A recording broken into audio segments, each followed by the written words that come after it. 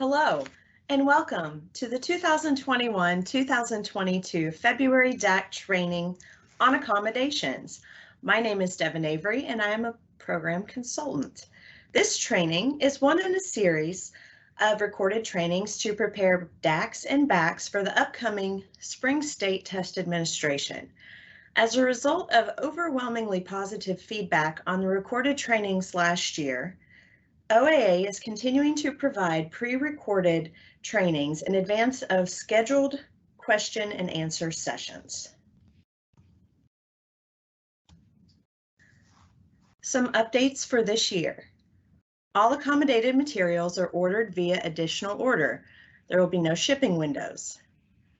There is a calculator-enabled form available on TestNav on non-calculator portions of tests for students with the calculator accommodation. And there are read aloud overrides are now form group read aloud sessions. Accommodated materials. Individual orders will be required in Pearson Access Next. These are for Braille and large print. There will not be any shipping windows for accommodated materials. All accommodated materials will be submitted via an additional order, and for help placing these orders in Pearson Access Next, consult the Pearson Access Next online support document.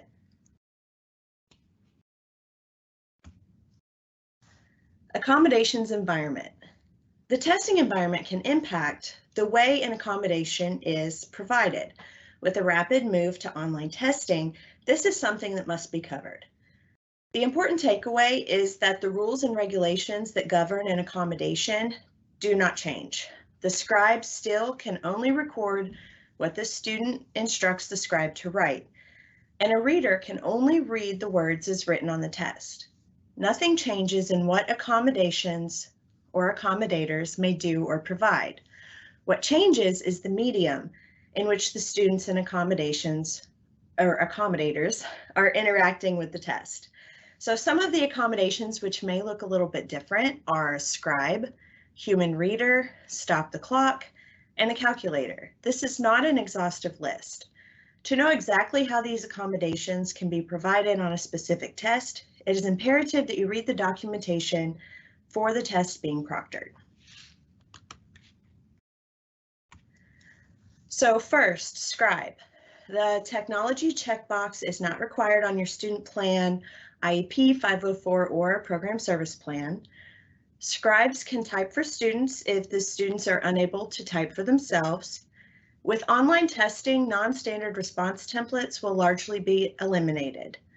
A scribe is still a one-to-one accommodation, and everything else with a scribe remains the same. If you don't hear it, you don't type it. The student is in charge of telling the scribe what to write and how to edit it. So the student still has to maintain ownership of their work. Human Reader.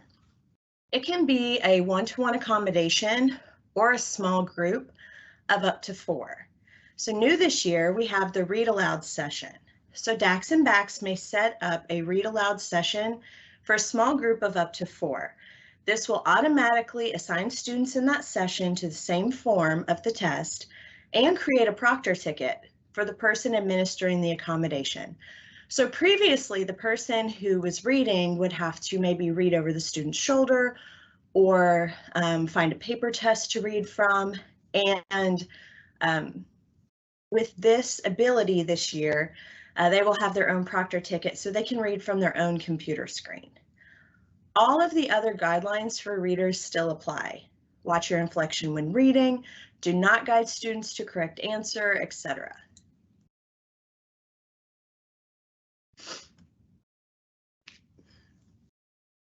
Stop the clock. During online assessments, the test can be paused directly in Pearson Access Next. Make sure that you pause and do not end the session. Make sure to document stop and start times. And it can be used with or without a student plan if medically necessary. KDE generally accepts this as a valid state testing accommodation. A student who would need to use stop the clock should be tested in a one-on-one environment and the test administrator is responsible for keeping track of the time. Providing additional time would not be permitted unless the extended time is identified as part of the student plan.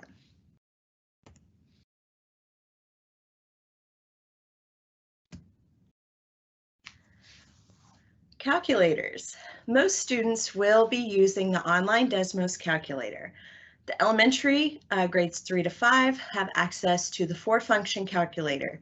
Middle school students have access to the scientific calculator, and high school students grade 10 and 11 have the graphing calculator available for math and the scientific calculator available for science. And right here we have a chart that discusses some different scenarios about if the student receives accommodations and if a handheld or online calculator would be approved.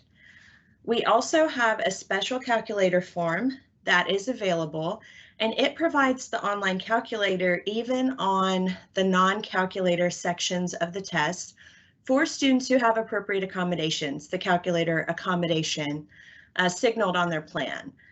Last year, the permission for the online calculator was restricted to KDE and Pearson, but for this year, there's been a decision to allow DACs and BACs to enable this functionality. It will work in a similar fashion as the text-to-speech. DACs or BACs will be able to set a flag, and Pearson has guidance regarding this process, and it's also referenced in our online toolbox document.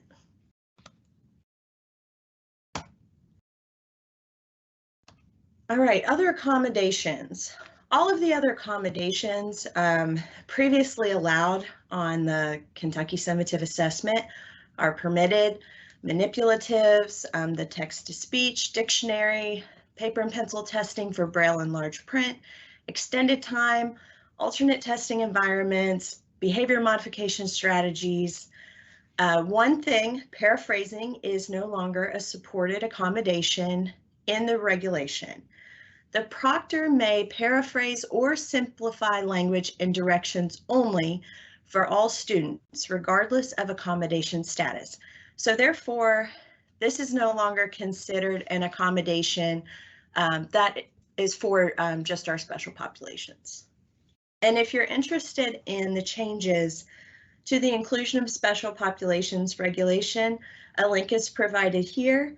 And further information about this is also included in the inclusion of special populations trainings and modules on the KDE website.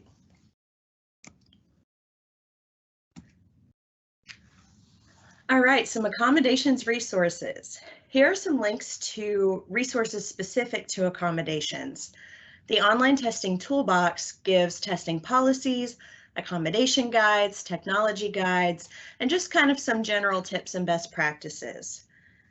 The practice test link takes you to some accommodated practice tests, and those will help give your staff and students familiarity with the text-to-speech function, and these are highly recommended before the actual administration of the test.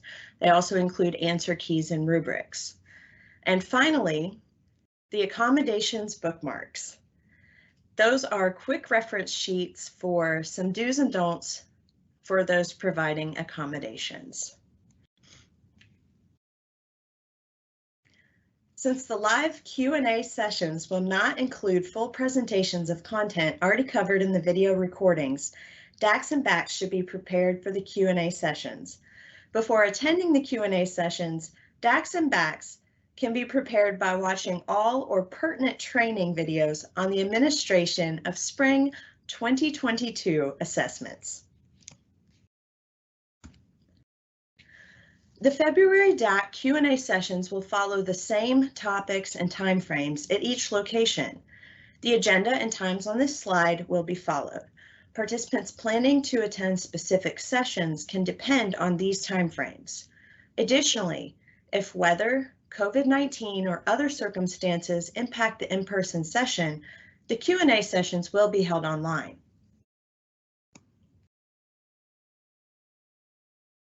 All of these resources can be downloaded from the 2022 February DAC training folder.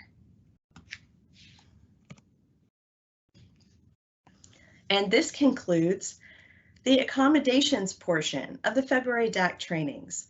If you have any questions, please feel free to contact us at 502-564-4394 or email dacinfo@education.ky.gov. Thank you for your time.